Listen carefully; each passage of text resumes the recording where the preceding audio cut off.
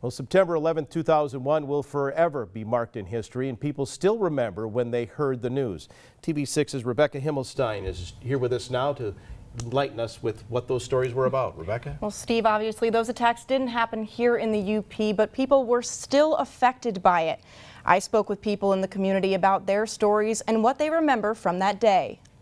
From that point on, we lived our lives afraid, to be honest with you. Dave Edwards was the managing editor at the Mining Journal on September 11th, 2001. Somebody in the newsroom said, geez, there's another plane. And we watched the second plane hit live.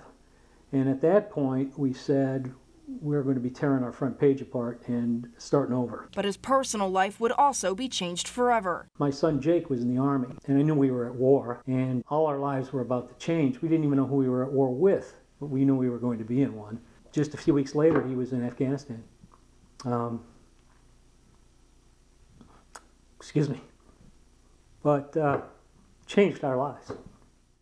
Some of them knew exactly what was going on. Some of them, it was just another day in the life of a 12-year-old. Negaunee Middle School teacher Mark Churchill was watching the events unfold, but trying to figure out how to explain it to his students. Try to be honest with them, but at the same time, assure them that they are safe in the school as best as we can do. But I remember watching the TV thinking, this is a beautiful blue sky, clear day. How could somebody possibly fly a plane into that tower and not see it? It couldn't have been an accident. Lieutenant Jeff Green, a Marquette firefighter, applauded the first responders as he watched the news at home. There could have very easily been 40,000 people killed, and the fact that there were 3,000, while it's a tragedy, it's really remarkable that they were able to save so many. Sergeant Kevin Dowling and other police officers were directed to monitor locations that could be targeted. An enemy of the country didn't come over here with aircraft carriers and jet fighters.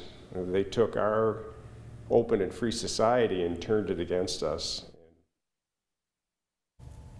On 9/11, I was in 4th grade in New Jersey, and my school was actually evacuated because of how close we were to a Lockheed Martin, which has to do with aerospace and defense technologies.